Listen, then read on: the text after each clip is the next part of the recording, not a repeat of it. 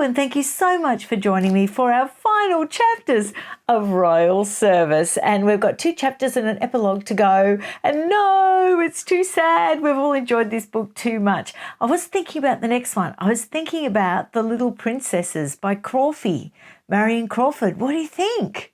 Do you think that would be good? Leave your comments down below. Let me know if that'd be a great next book, okay? Because it's sort of along the lines of this, actually. It's quite affectionate and lovely, and it gives us all an insight into the day-to-day running of the palace.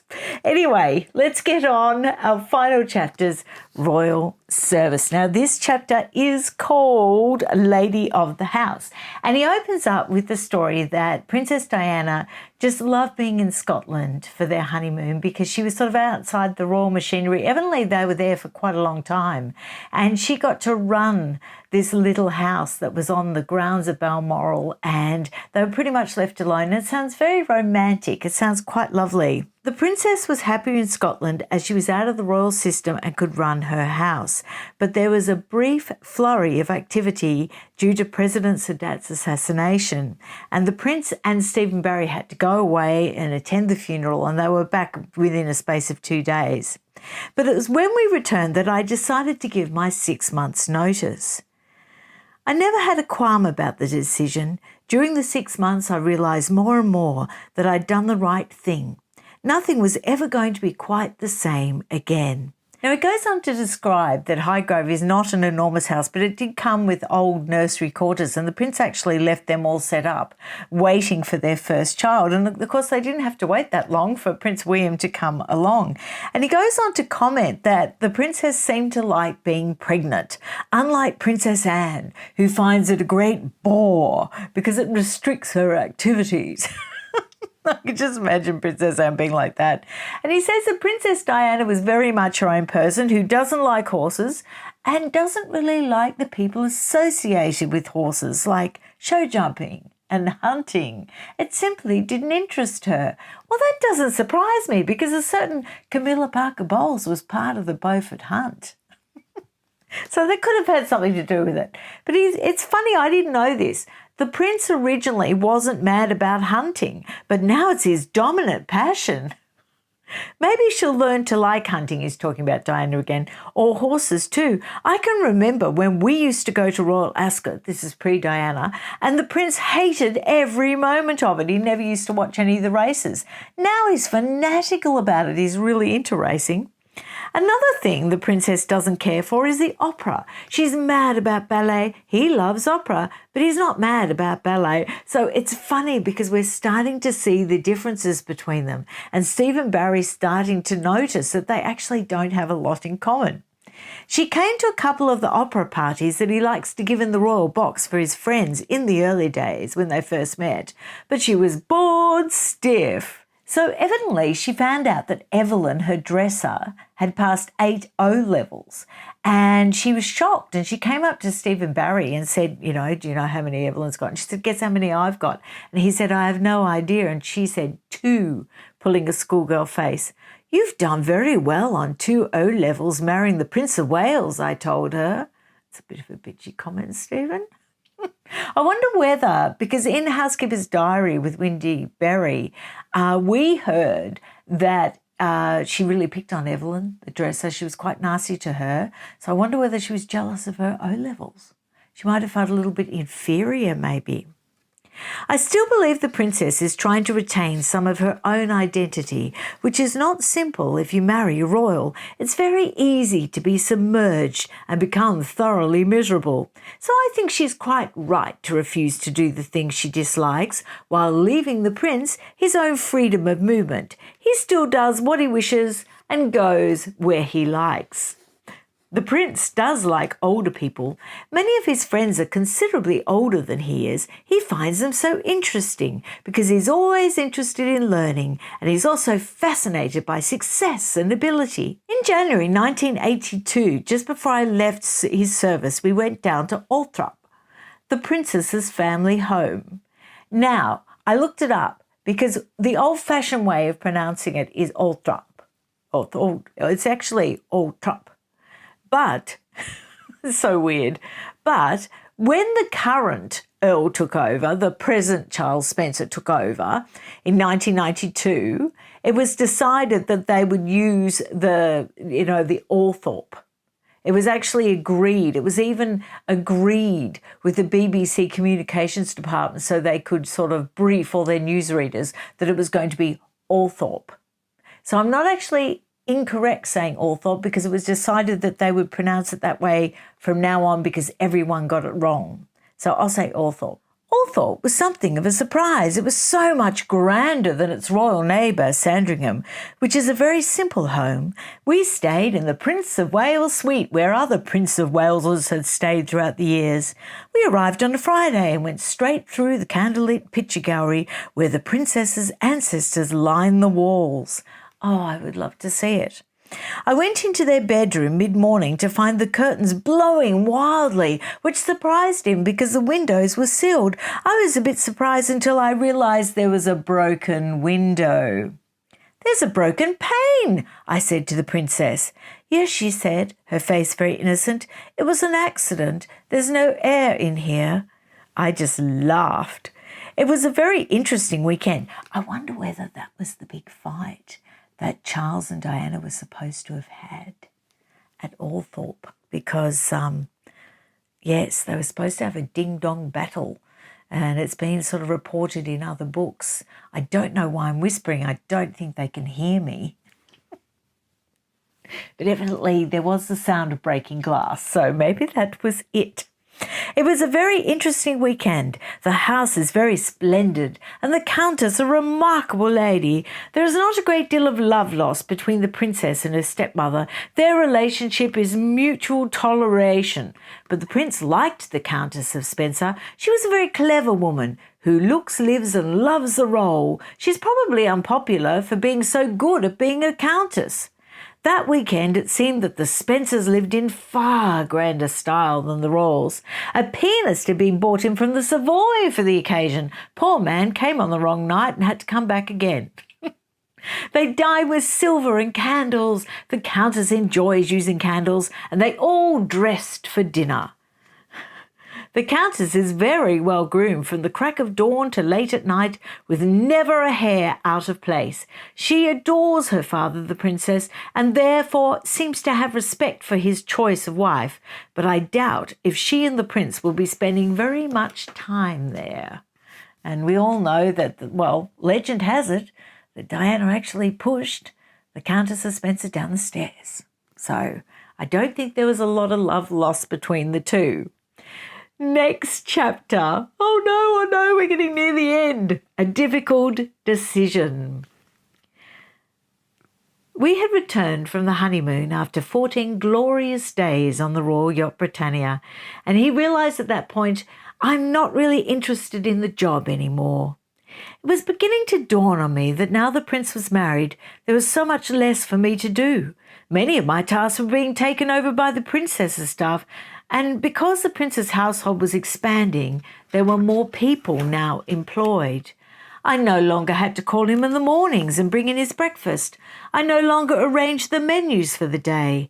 I no longer chose his suit, shirt, tie, shoes to put out before he dressed for the day's engagement.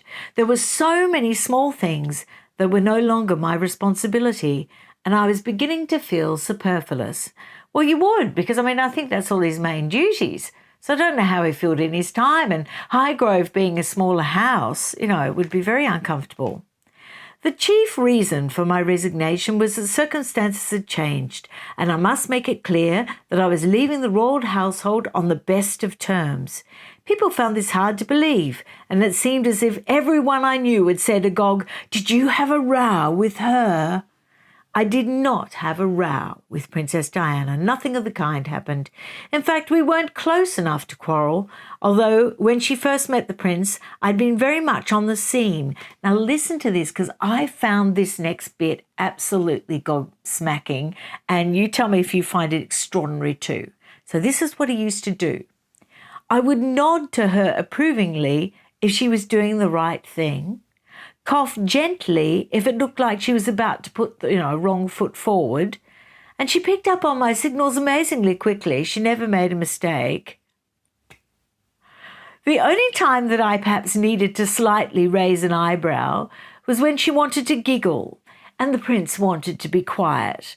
The prince needs periods of silence, so he would raise an eyebrow and she'd shut up and go off and pick up her tapestry or a book and sit quietly. You know what I would have been telling him where to stick his eyebrow? Honestly, I mean, she's just married the man. How dare he? He's just a servant. Well, there's an element of that in there, isn't he? He sounds a bit, I love Stephen Barry, but just at that moment, he just sounded a little bit uppity. But maybe there was a little bit of tension between them at this stage because he sounds a little different in this chapter, doesn't he? He sounds a little bit put out, one would say. I handed in my resignation as valet to Prince Charles in the middle of October 1981, just after I'd accompanied the prince to President Sadat's funeral in Cairo. The reason that I'd given the prince, to whom I had been valet for 12 absorbing years, was that I didn't want to travel anymore. I'd travelled many, many thousands of miles with him.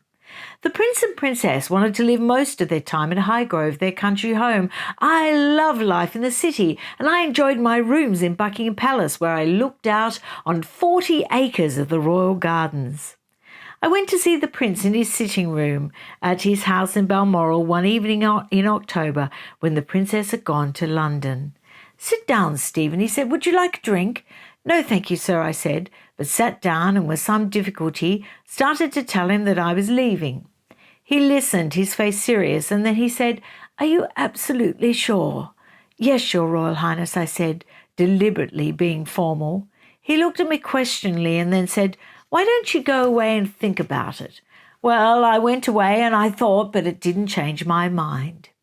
12 years of chasing round the world had been enough. Sometimes the circumstances had been dangerous and uncomfortable. More often we travelled in great luxury and style, though, which he was very grateful of. We were both the same age. We almost grew up together, though, as master and servant, so resigning was not easy. I'd been in such a privileged position with enormous access to the man who will one day be king.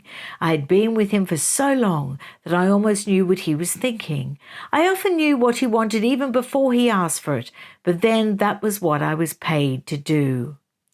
"Has the prince mentioned that I'm leaving his service?" he asked Princess Diana when they were in the kitchens one day just having a casual lunch. She grinned and said yes, rather doubtfully, and then added, "People will say we've had a terrible row." "As long as we know we haven't, that's all right, isn't it?" I said. She nodded and took a spoonful of yogurt. "When do you plan to leave?" she asked. "Not until April," I said. "That should allow plenty of time." "Right," she said, ending the conversation by putting down the container of yogurt. "Well, I'm off for my walk." Now, are they trying to tell us that there wasn't any tension between them? Because that wasn't a very friendly response, was it? I think that perhaps she was a little relieved. Do you think, Stephen? I think she was very relieved. Others who had been with the prince for years were going and his staff was changing. The day the Princess of Wales announced that she was pregnant, Prince Charles said to me, "Well, you won't have to rush off now, will you? You can stay on for a bit." We were in his sitting room at Buckingham Palace, and I'd gone in to congratulate him on the news, and standing in front of him, I hesitated. "No," I said, "I think I'll stick to my 6 months' notice, sir, if you don't mind." He half shrugged, looked as if he might say something more, and then said, "Whatever you want to do, Stephen." Oh, it's sad, isn't it?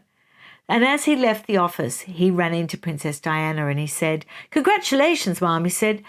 And she beamed at me, patting her midriff and said, "Isn't it lovely? I want lots of babies." She was rightly very pleased. And I think everybody else was very pleased as well, particularly the Queen and Prince Philip, because, phew, the next heir was on the way. This is, that wasn't the fun chapter. There's one more than the epilogue. So you're getting 3 chapters. Should I string it out into another video? No, I won't, because they're only short chapters. After I resigned from the Prince's service in October 1982, I stayed working with him for my full 6 months' notice period for very valid reasons. I wanted to train my successor properly, and if I'd left immediately, it would only add fuel to the rumours that I'd been fired. The prince was marvellous through my last 6 months. He was very concerned about my future, and our relationship subtly changed. With my successor taking over most of my duties, I had more free time, and some mornings after breakfast he'd call me into the study and ask me to sit a while. Then he'd talk. This was unusual. In the past it had been rare to even sit in his presence. He needed to get quite a lot of information for me. For years I'd looked after his private papers, catalogued his photograph collection, and turned his books into a library. It was intended that I leave on April the 1st. When the significance of that date sunk in, he laughed and said, "Better not go on April Fool's Day. Leave on the 2nd." And I did. Saying goodbye to my lovely rooms in Buckingham Palace, which I'd furnished with my own things and where I'd lived for 14 years, could have been a wrench, but there was a reason why leaving was nowhere near as painful as it might have been. Over the years, at my request, the prince had always given me a small picture for my Christmas present. The Christmas of 1978, he said to me, "Where are you hanging all those pictures?" "By now in the cupboard," I said. He laughed. "In that case, I'll have to build you another wall." The wall, it turned out, was a lease of a beautiful 2-bedroom flat on the Duchy of Cornwall's estate in Kensington, London. I'd been using this as often as I can ever since. Therefore, packing up my rooms at the palace was painless because I had my own home to go to, just a short drive away. Wow. Wow. That was extremely generous, wasn't it? Wow. I suppose the Duchy of Cornwall has lots of flats and grace and favour homes and lots of things, and most of them are unoccupied, I suppose. But yeah, wow. The last Christmas with him was a good one.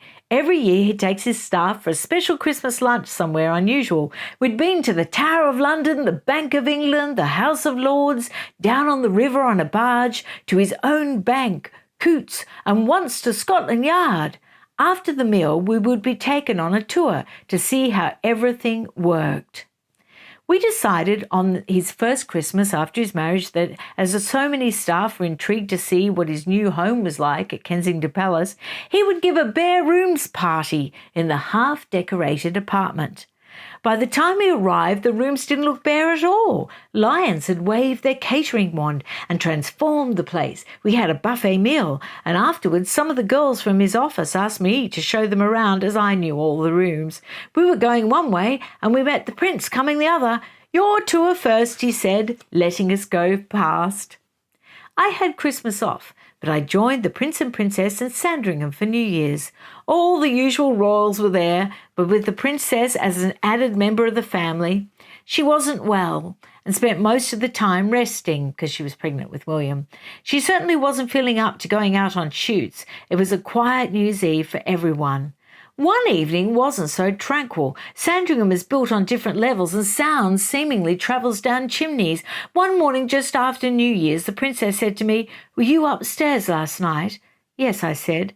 "I thought I heard your laughter," she said cryptically. She didn't seem annoyed, but I thought I should explain. "I've been with the pages," I said. "We were having a nightcap and a gossip." "I see," she said.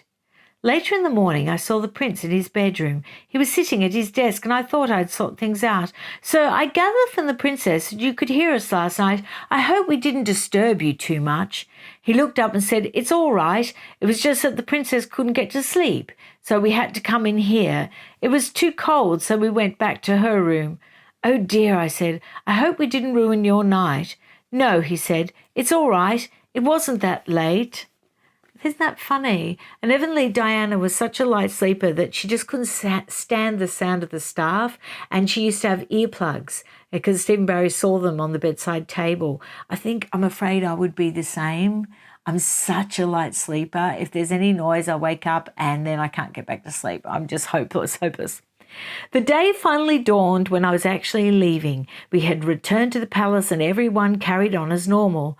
I knew the prince was leaving that night on the royal train for Liverpool, so I wouldn't see him in the morning. Then at 7 p.m. in the evening, he rang for me.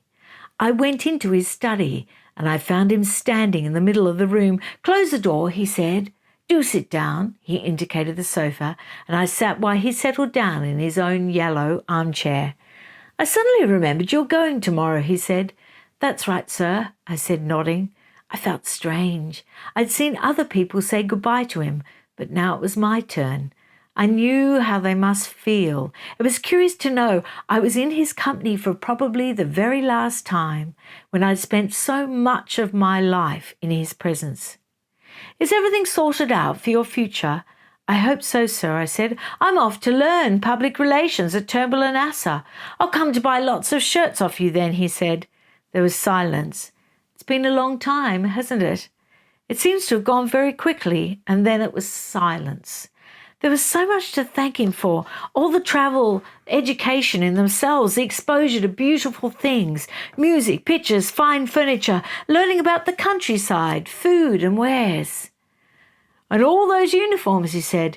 It doesn't seem to have left you careworn. He knew the thought of me getting something wrong on the uniforms always put the fear of God into me. I was never happy until you got back and everything was still in place and no one had complained, I said. He laughed.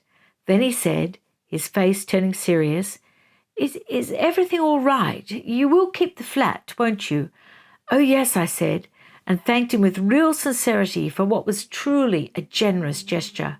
He waved away my thanks, and then he took 2 boxes from a small table, a little memento, and it turned out to be a paper knife with the Prince of Wales feathers engraved in gold in the handle, and the other one was his very favourite photograph of the Prince and Princess, the one that was taken on the honeymoon in Scotland, you know, when they both have the tartan on. That's actually my favourite picture of them too. I think they just both look so gorgeous in that.